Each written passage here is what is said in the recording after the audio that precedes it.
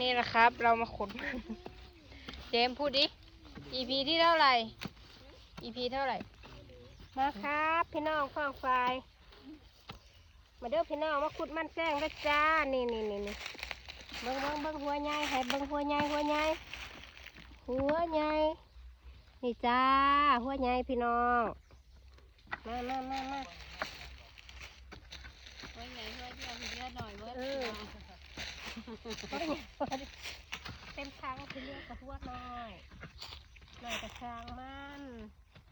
คอยจะเอาไปปลูกเจมส์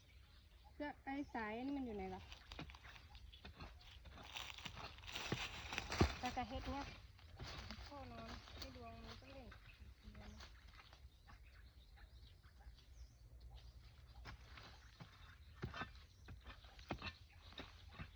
โอ้ยขุดก่อนพี่น้องฟังสายเอ้ยมาขุดมันน้ำกันเด้อเนี่ยเจอหัวใหญ่อีกแล้ว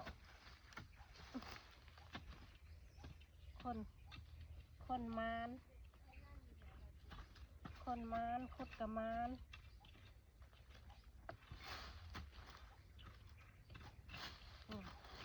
เดี๋ยวติงโลกดินม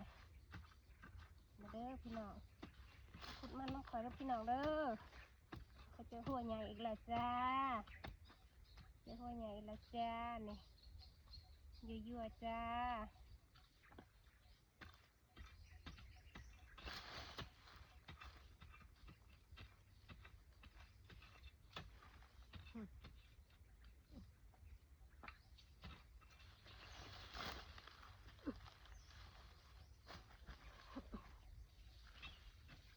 นี่ก็ซอกติง